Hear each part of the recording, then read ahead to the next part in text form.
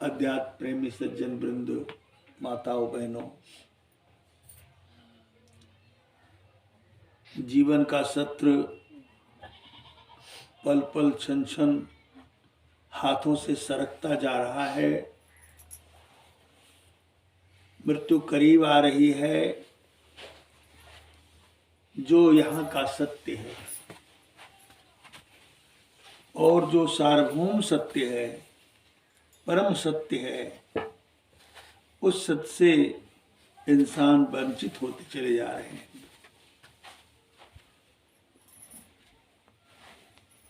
जो असत्य है, उन असत्य के चक्र में संसार के प्राणी दिन रात पड़े रहते हैं। असत्य में विश्वास करते हैं, असत्य में जीवन विलोम करते हैं, असत्य की ही चाह रखते हैं और असत्य में ही रोते हैं, तड़पते हैं, विलखते हैं। यानी सारे संतापों को, सारे दुखों को असत्य के साम्राज्य में भ्रमीभूत होकर के भोगते रहते हैं। बंदी छोर कबीर साहब ने संसार के प्राणियों के लिए अनंतों वाणी कही, अनंतों उपदेश किया। उनका उपदेश अगर मानव जीवन में कोई ग्रहण करे तो मानव जीवन का उत्थान हो जाए, मानव मानवता की चोटी पर चला जाए, मानव आत्मदर्शन, परमात्म दर्शन कर ले और मोक्ष की प्राप्ति कर ले। किंतु लिप्साएं इतनी बड़ी हैं, व्यामोह इतना तगड़ा हो गया है कि इन व्यामोह और लिप्साओं के चक्र में और इनकी झंझावातों में उन्हें फुर्सत ही कहाँ है कि मैं सत्संग करूं और जीवन को उस चोटी तक पहुंचा सकूं जिसके लिए मानव तन मिला है मुझे। संसार में बहुत सारे शास्त्र हैं। कहा है ऋचाओं ने, बहुशास्त्र कथा कंथारो मंथेन वृथैव किम अन्वष्टभ्यं प्रत्नेन मारुते ज्योतिरांतरम। बहुत से शास्त्रों को मथने से क्या लाभ, प्रयत्नवान होकर अंतर की ज्योति की खोज करें। संसार तम से बना और तमस से अंत हुआ स्थिति को प्राप्त होता है। इसलिए हमें सत्य का राही होना चाहिए। सत्य जीवन का सार है और सत्य को ही सत्य प्राप्त होता है। आप सत्य हैं, इसलिए आपको खोज है सत्य की। सत्य की खोज इसलिए है कि आप सत्य हैं। आप कहेंगे कि मैं शरीर हूं, तो शरीर तो नश्वर है, यह सत्य नहीं है।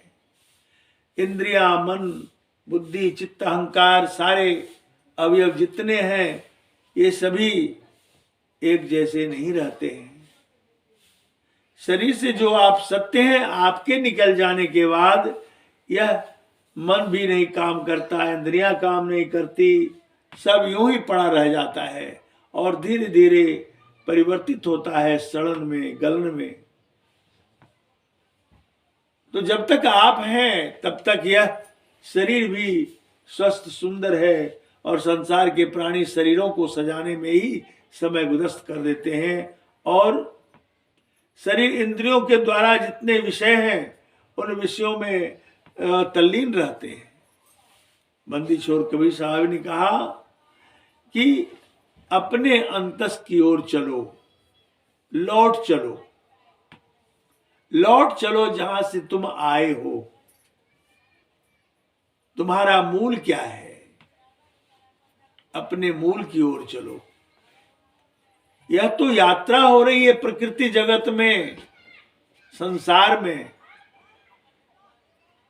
ये यात्रा सुखद नहीं है, सुखद तो वहां है जहां आप हो। हम मन के द्वारा दग्ध होते हैं, मन हमें मनोरंजन कराता है और मनोरंजन कराकर दुखी दुख प्राप्त कराता है। इसलिए हमें अपनी ओर चलना चाहिए। इसके लिए गुरु की आवश्यकता होती है, संतों के सत्संग की आवश्यकता होती है, और सत्संग में ही सत्य का पता चलता है, और सत्य का पता चलने पर ही हम सत्य के राही हो सकते हैं, अन्यथा नहीं हो सकते। सतगुरु बंदी छोड़ कबीर साहब कहते हैं,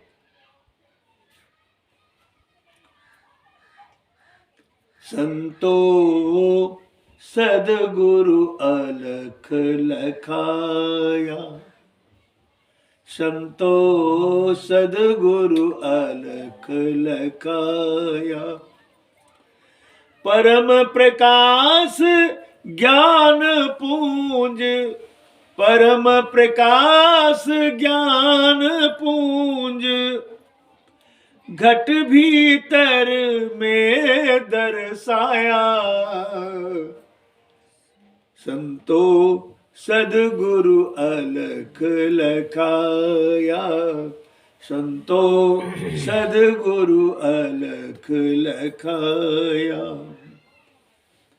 मन बुद्धि वाणी जाहि न जानत, मन बुद्धि वाणी जाहि न जानत, वेद कहत सकुचाया, हो मन बुद्धि वाणी पार न पावत, मन बुद्धि वाणी जाहि न जानत, वेद कहत सकुचाया। अगम अपार अथाह अगोचर, अगम अपार अथाह अगोचर, नेति नेति जेहि गाया, संतो सदगुरु अलख लखाया, संतो सदगुरु अलख लखाया।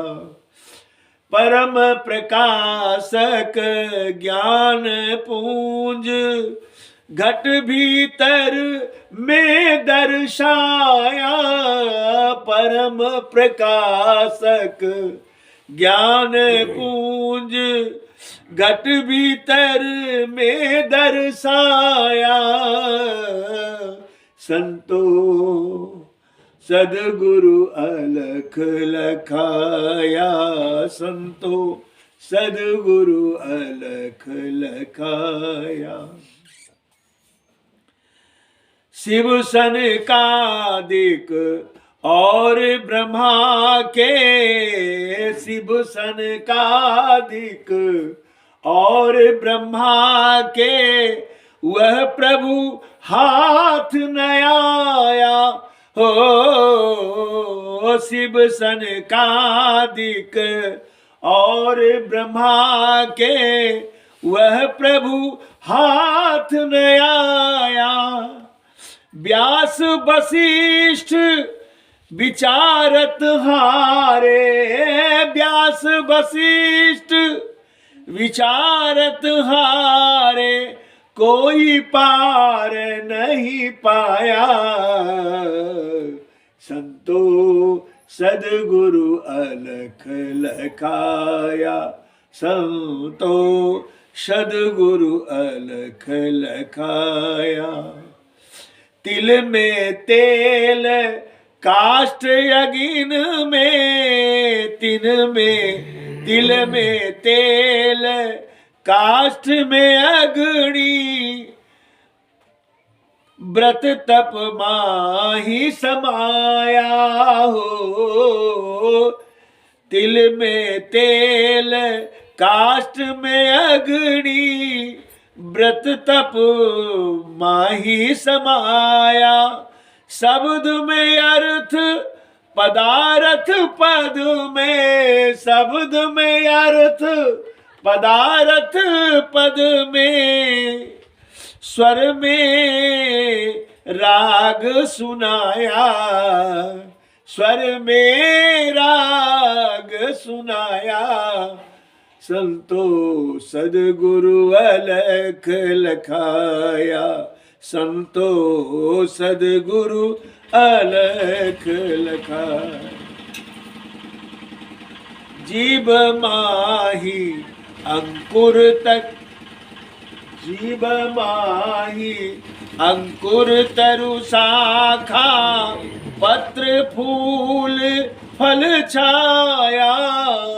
जीव माही अंकुर, जीव माही अंकुर तरु शाखा, पत्र फूल फल छाया।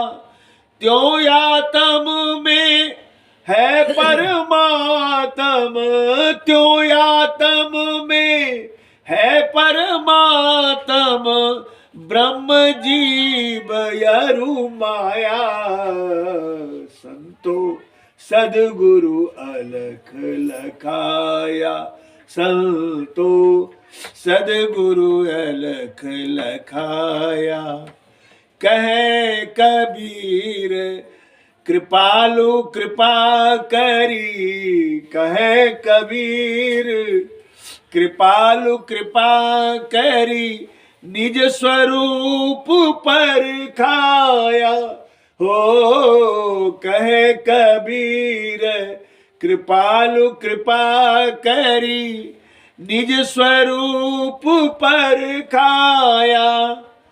जप तप जोग यज्ञ व्रत पूजा, जप तप जोग, जप तप जोग व्रत जग व्रत पूजा। सब जंजाल छुड़ाया, संतो सदगुरु अलख लखाया। परम प्रकाशक ज्ञान पूंज, घट भीतर में दर्शाया। संतो सदगुरु अलख लखाया।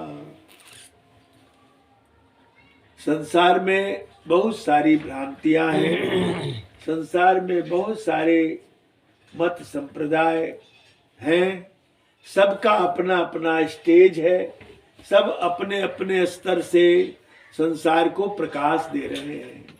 किंतु बंदी छोर कबीर साहब ने जो बातें कही, अद्भुत और अलौकिक बातें कही। सदगुरु बंदी छोड़ ने देखिए कितने अच्छे शब्दों में कहा उन्होंने कि संतो सदगुरु अलग लखाया। अलग का अर्थ होता है जो लखने में नहीं आवे, जो लखने में नहीं आता है उसे भी लखाया। ये संतो सदगुरु ने अलख को लखा दिया, जो लखने में नहीं आता है उसे भी लखा दिया। पर परम प्रकाश, परम प्रकाशक ज्ञान पुंज घट भीतर में दर्शाया। जो परम प्रकाशक है और ज्ञान का पुंज है, वह इस शरीर के अंदर ही दर्शा दिया। सारे संसार बाहर के पूजा में, बाहर के प्रकाश में, चकाचौंध में, झंझा बातों में दिन रात रत रहते हैं, यहाँ गच्छो यहाँ तिष्ठा करते हैं। लेकिन कबीर साहब ने कहा क्या कि घट के भीतर ही परम प्रकाशक को, ज्ञान पुंज को दर्शा दिया। ज्ञान का जो पुंज है, परम प्रकाशक है, वह तुम्हारे ही भीतर है। कहते हैं बंदी छोर कबीर साहब, मन बुद्धि बाणी जाहि न जानत, वेद कहत सकुचाया। जिसको मन बुद्धि और वाणी, मन बुद्धि और वाणी जो नहीं जानता है, आप जिसे जानते हैं वाणी से वखान नहीं कर सकते, मन वहां पहुंच नहीं सकता, और बुद्धि तो जड़ है, बुद्धि भी वहां नहीं पहुंच सकती, बुद्धि से विवेचन नहीं कर सकते उसका। साहब कहते हैं कि उसे दर्शाया, उसे दिखा दिया। अगम अपार अथाह अगोचर, जो अगम है जिसका गम नहीं है, अथाह है जिसकी था नहीं है, अगोचर है, अपार है जिसका पार नहीं पाया सकता है। नेति नेति जही गाया, वेद शास्त्र ने नेति नेति कह करके छोड़ दिया, उसकी पहुंच नहीं हो पाई। तो सदगुरु बंदी छोर कबीर साहब कहते हैं, हे संत जनों, हमें सदगुरु ने अलख लखा दिया, उस अलख को जिसे लखा नहीं जाता है। अब साहब कहते हैं कि शिव सनकादिक और ब्रह्मादिक, शिव सनकादिक और ब्रह्मादि के वह प्रभु हाथ न आया। जिस प्रभु की बात साहब कहते हैं, सनकादि और ब्रह्मादि को भी वह हाथ में नहीं आया, वह पकड़ में नहीं आया, समझ में नहीं आया। व्यास वशिष्ठ विचारत हारे, व्यास देव और वशिष्ठ मुनि विचार करके हार गए। विचार कहां से होता है? बौद्धिक स्तर पर। विचार का शिला क्या है? विचार का आधार क्या है? बुद्धि। बुद्धि से विचार कर हार गए, कोई पार नहीं पाया, कोई पार नहीं पा सका। संतो, वह सदगुरु ने मुझे अलख लखा दिया। साहब कहते हैं, वह इस तरह है समाया हुआ जैसे तिल के अंदर तेल है। तिल में तेल, काष्ठ में अग्नि। तिल में जिस प्रकार तेल है, काष्ठ में आग है, दिखता नहीं है। काष्ठ में आग नहीं दिखता है, लेकिन आग है। तिल में तेल है, दिखता नहीं है, युक्ति से सामने आता है। तिल में तेल, काष्ठ में अग्नि, व्रत तप माही समाया। उसी तरह से जो व्रत तप करते हैं उसमें समाया हुआ है। शब्द में अर्थ, पदार्थ पद में, पदार्थ में पद है, पदार्थ जो है पद में है, और स्वर में राग सुनाया। स्वर जो है उसमें राग सुनने को मिलता है। कहते हैं, बीज माही अंकुर तरु शाखा। जैसे बीज में अंकुर है, तरु माने वृक्ष, और उसकी शाखाएं किसमें है? बीज में। बीज में उस तरह है, जब उसे प्रयोग में लाया जाता है, जब उसे बोते हैं और जब अंकुर फूटता है तो वृक्ष, शाखा, छाया सब आ जाता है सामने, लेकिन उसमें है, दिखता नहीं है। तो उसी तरह प्रयोग में लाया जा सकता है। आपके अंदर वह समाया हुआ है परमात्मा, लेकिन आप उसको देख नहीं रहे हैं। उसको देखने की जो विधि है गुरु से प्राप्त होती है, तब जाकर के उसे देख पाते हैं। बीज माही अंकुर तरु शाखा, पत्र फूल फल छाया, सब है। फूल है, फल है, छाया भी है, लेकिन बीज में है। अब बीज को आप जमीन में बोएंगे और उसको सींचेंगे, उसको, उसकी सुरक्षा करेंगे, तो वह एक दिन शाखा पत्र सभी हो जाएंगे, और वह जो फल फूल भी हो जाएगा। उस तरह से, इसी तरह से इस शरीर के अंदर भी वह परमात्मा समाये हुए हैं। वह सब है, पर आप उसकी ओर ध्यान नहीं देते हैं, उसमें युक्ति गुरु से लेकर के उसका प्रयोग नहीं करते हैं। तो इसलिए कहा त्यों आत्म में है परमात्म, उसी प्रकार से इस शरीर के अंदर आत्मा और आत्मा के अंदर परमात्मा है। त्यों आत्म में है परमात्म, ब्रह्म जीव और माया। ब्रह्म भी है, जीव भी है और माया भी है। आपके शरीर में ब्रह्म भी है, जीव भी है और माया भी, सर्वस्व है। कबीर साहब कहते कहे कबीर कृपालु कृपा करी। कृपालु सदगुरु ने कृपा करके निज स्वरूप परखाया, अपने स्वरूप को परखाया, आत्म स्वरूप को परखा दिया, दिखा दिया, लखा दिया। और उसमें परमात्मा ने, सदगुरु ने बताया कि कर लो ना दीदार महल में प्यारा है। अब आत्म अंतर आत्मा अनुभव में पहचान, आत्मा के अंदर जो परमात्मा है उसे पहचानो। जप तप योग यज्ञ व्रत पूजा सब जंजाल छुड़ाया। जब अपने में लखा दिया, दिखा दिया, बता दिया, अनुभव हो गया, तो सारे पूजा व्रत पाठ आम मिली जितने लोग करते हैं वो सभी छूट गया। उसी तरह से जैसे कि एक आसमान में तारे जगमगाते हैं, चंद्रमा तारे खूब है घनघोर रात्रि में। अब जब सवेरा हो जाता है, सूर्योदय होने के साथ ही सारे तारे नक्षत्र वो जितने हैं चंद्रमा वो सभी गायब हो जाते हैं। सूर्य के उदित होते ही सभी गायब हो जाते हैं। उसी तरह से अज्ञान मिट जाने के बाद, आत्मज्ञान हो जाने के बाद, आत्मदर्शन हो जाने के बाद उस परमात्मा में जब विलोम करते हैं, उसमें निरत होते हैं, दीदार करते हैं, तो फिर सब छिप जाते हैं। जब ज्ञान का प्रकाश होता है तो अज्ञान रूपी रात्रि समाप्त हो जाती है और रात्रि में जितने दृश्य सामने होते हैं वह सभी लुप्त हो जाते हैं।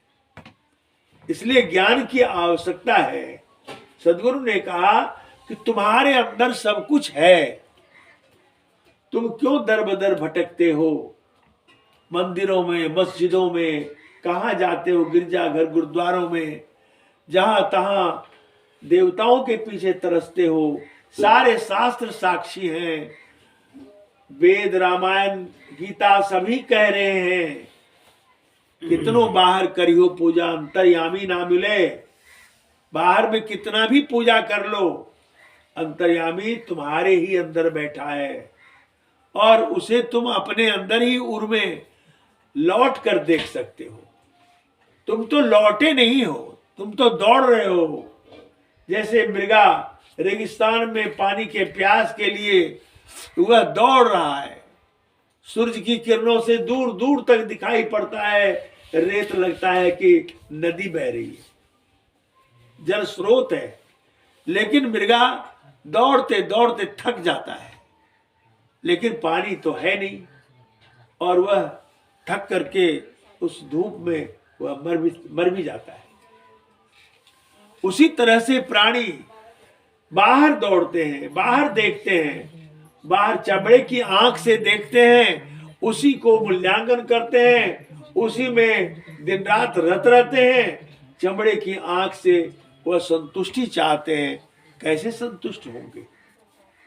इंद्रियों के माध्यम से कोई आज तक संतुष्ट नहीं हुआ।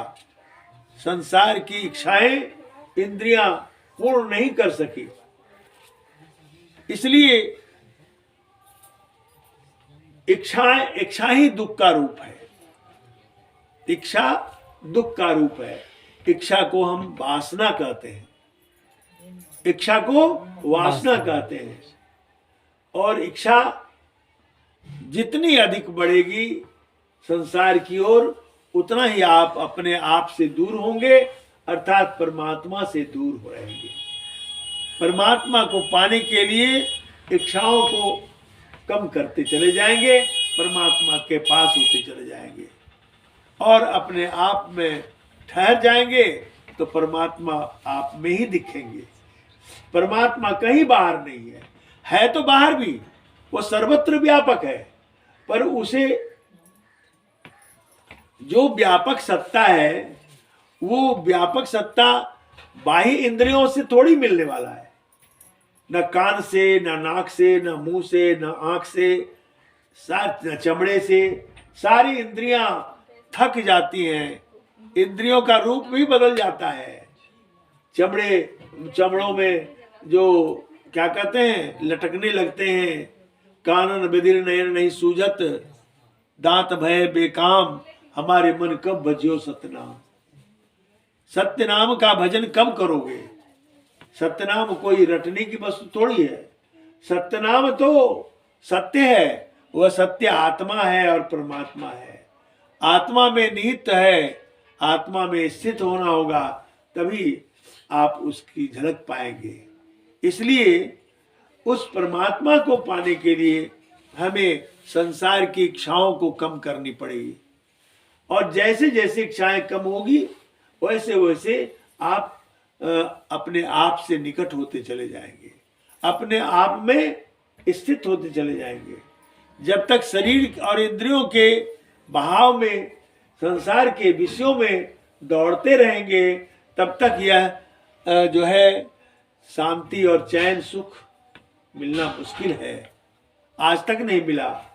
बड़े बड़े राजा के राजकुमार बुद्ध हुए, अब देखिए उसके लिए सारी व्यवस्था की गई, क्या नहीं उनके लिए किया गया। उनके लिए उनके पिताजी ने बचपन में ही देखा था, पुरोहितों से दिखवाया था, तो कहा यह लड़का जो है या तो विरक्त हो जाएगा या संसार छोड़ देगा।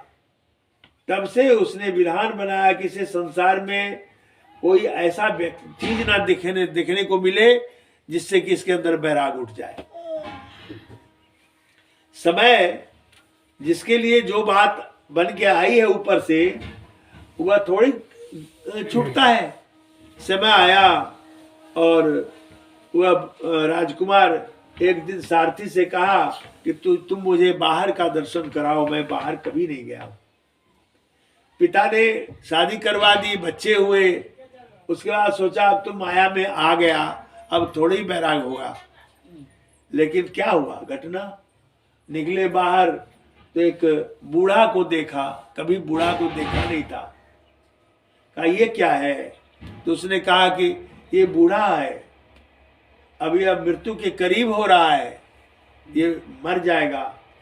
और तो सभी बूढ़ा हो जाएंगे? कहा हाँ सभी बूढ़ा हो जाएगा। तो हम भी बूढ़ा हो जाएंगे? हाँ आप भी बूढ़ा हो जाएंगे। फिर आगे बढ़ा तो देखा एक बीमार व्यक्ति था, बहुत बीमार था। तो कहा कि ये कौन है?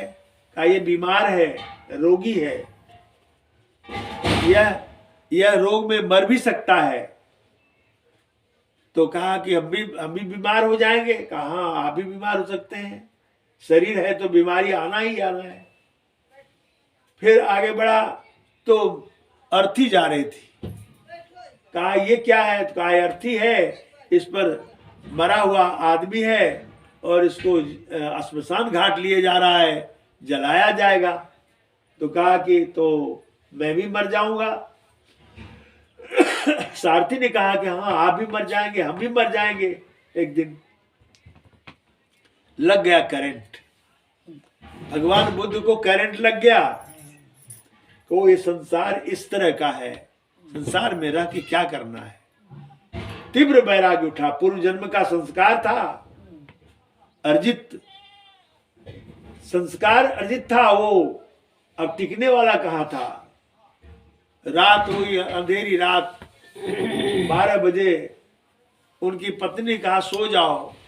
पत्नी से उन्होंने कहा कि तुम सो, मैं क्या सोऊंगा, अब नींद ही नहीं है। वो क्या जानती थी कि यह हमसे बिछुड़ कर चले जाएंगे। और यह कह करके धीरे धीरे जब देखा कि सो गई तो रात को ही सारथी को लिया और चल दिया, अपने राज्य की सीमा से बाहर निकल गया। तब फिर कहा सारथी को अपना सिर मुड़ा करके और वस्त्र दे करके उनको विदा कर दिया। कहा कि जाओ कह देना कि अब सिद्धार्थ संसार को छोड़कर चल दिया है। तो उनके जीवन में जो बातें घटी, बुद्ध हो गए, ज्ञान प्राप्त किया, कैसी कैसी दुख को सहे, खाक छाने पहाड़ों में, जंगलों में, और जाकर के अंत में बुद्धत्व की प्राप्ति हुई। तो कहने का अभिप्राय यह है कि हम झंझावातों में पड़े हैं, हमारी चेतना झंझावातों में है, इसलिए हमें संसार का दुख प्राप्त होता है। जब हम अंतस की यात्रा करते हैं, अंतर का अनुभव होता है, तो हमारा बाहर का दुख तो जो होना है प्रारब्ध में होता ही है, लेकिन उस ज्ञान के प्रभाव से वह दुख भी हल्का हो जाता है और एक संतोष हो जाता है, ये संसार कुछ भी नहीं है और संसार को छोड़ करके हमें जाना ही जाना है।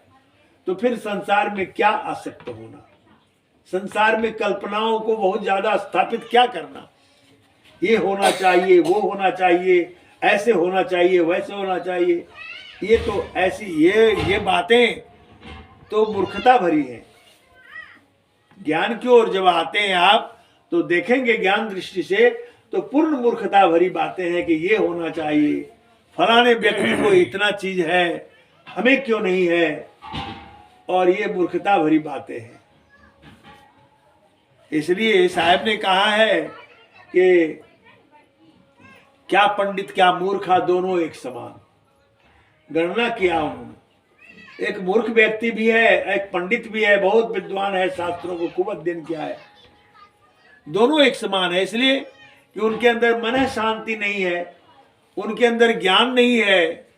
ज्ञान किताब से नहीं प्राप्त होता है, किताब तो एक आधार है, ज्ञान तो आत्मा के अंदर निहित है, आपके अंदर ही निहित है। आप लौटेंगे तो ज्ञान प्राप्त होगा।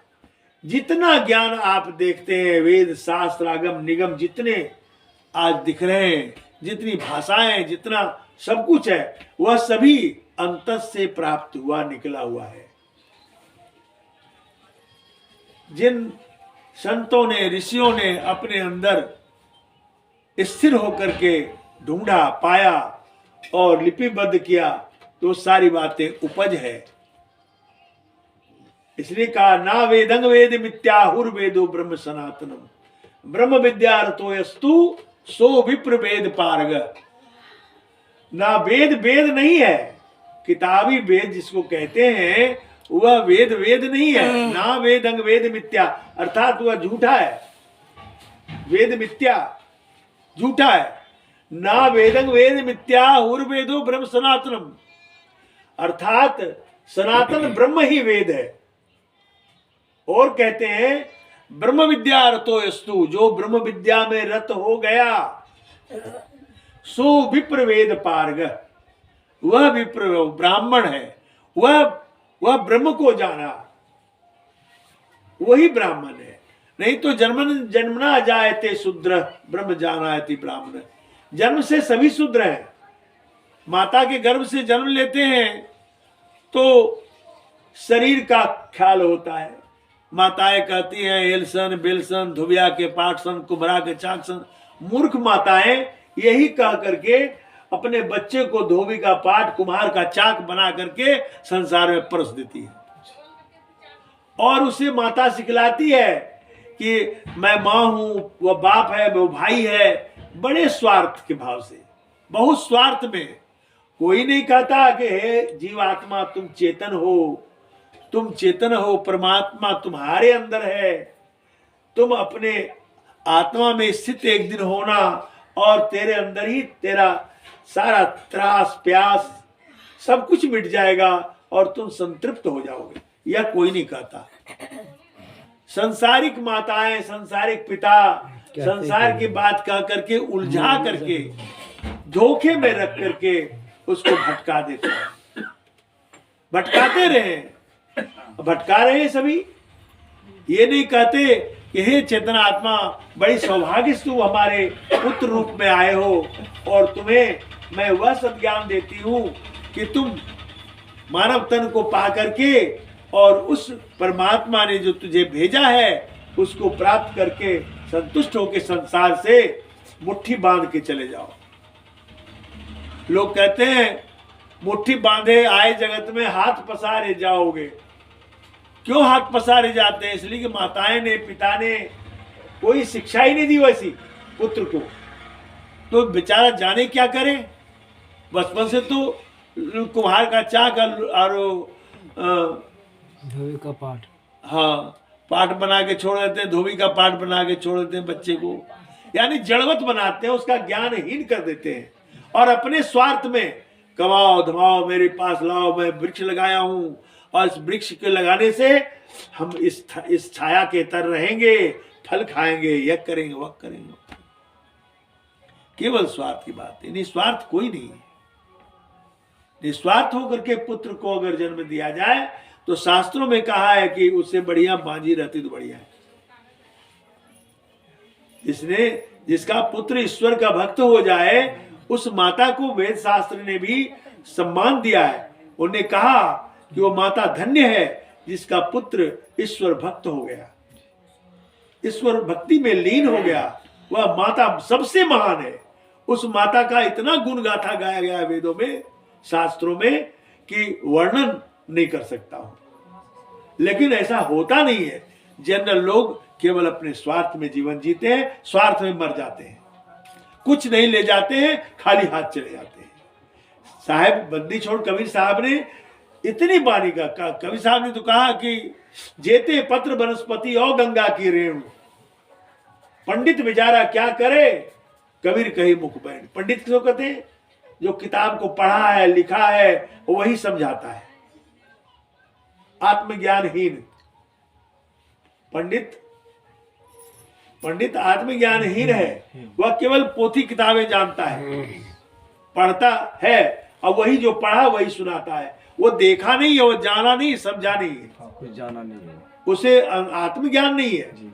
वह केवल पढ़ी पढ़ाई बातें करता है। इसलिए कबीर साहब ने कहा पंडित बेचारा क्या करे। कबीर कही मुख बैन, कबीर ने मुख से बातें कही, उतनी बानी कही जितने धरती पर बालू का कण है।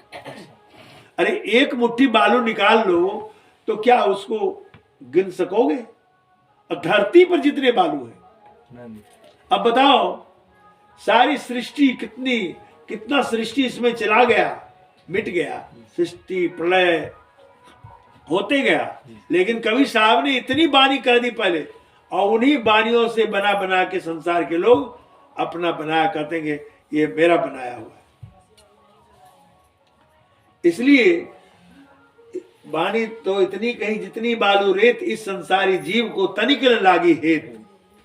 इतनी बानी कह दी पर संसार के लोगों को, संसारिकता ग्रस्त जीवन को जरा भी लाभ नहीं होता। क्यों?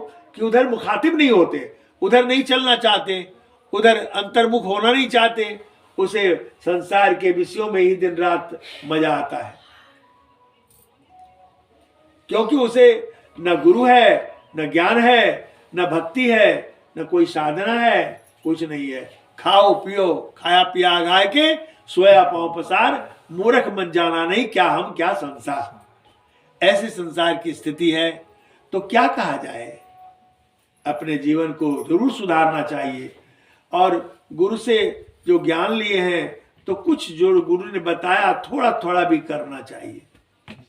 थोड़ा थोड़ा करके अगर करते हैं तो एक न एक दिन, जैसे भगवान बुद्ध को एक बार प्रचंड संस्कार पैदा हुआ तो संसार को तृण के समान छोड़ दिया और वैराग्य हो गया।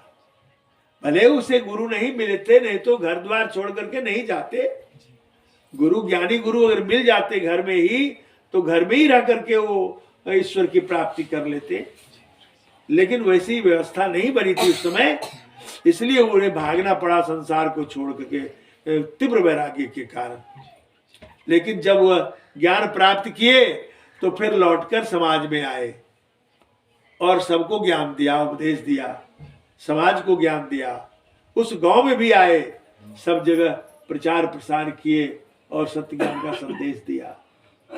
इसलिए जीवन, मनुष्य का जीवन जो है अमूल निधि है। इससे बड़ा सुंदर जीवन कुछ भी नहीं है।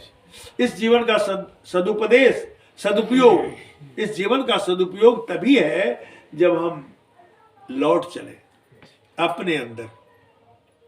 लौटना तो होगा ही, अनंतों काल बीत जाए फिर भी लौटना होगा।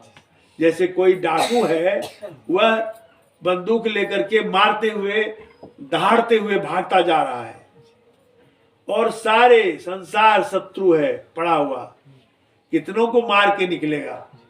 एक न एक दिन तो मारा भी जाएगा वो, क्योंकि वह मारना ही सीखा है, मार मार के आगे बढ़ रहा है। कब तक बढ़ेगा? कोई न कोई तो मार ही देगा उसे। वह भले ही कितनों को मारे, फिर जब मर करके जन्म लेगा तो कितने बार वह मरेगा? बारंबार मरेगा। बारंबार मरते मरते मरते मरते मरते हुए उनका जीवन बिल्कुल तबाह हो जाएगा। एक न एक दिन जब उसे कोई संत मिलेगा, जैसे रत्नाकर डाकू को मिल गया, शास्त्र में है, उंगली माल को मिल गया, वैसे कोई उपकारी संत मिल जाएगा तभी वह लौट सकता है। तब वह लौट चलेगा अपनी ओर। जैसे उंगली माल लौट गया, रत्नाकर डाकू लौट करके वाल्मीकि भय ब्रह्म समाना, वाल्मीकि ब्रह्म समान हो गए, ब्रह्मलीन हो गए। उसी तरह से लौट सकेगा वो। इसलिए लौटना तो पड़ेगा ही। आज लौटे, कल लौटे, लौटने पर ही तुम्हारा चैन मिलेगा तुम्हें, नहीं तो चले गए, चलते चले जाएंगे और दुख भोगते रहेंगे संसार में। इसलिए एक शब्द में सुना देता हूं, फिर उसके बाद आरती शांति पाठ होगी।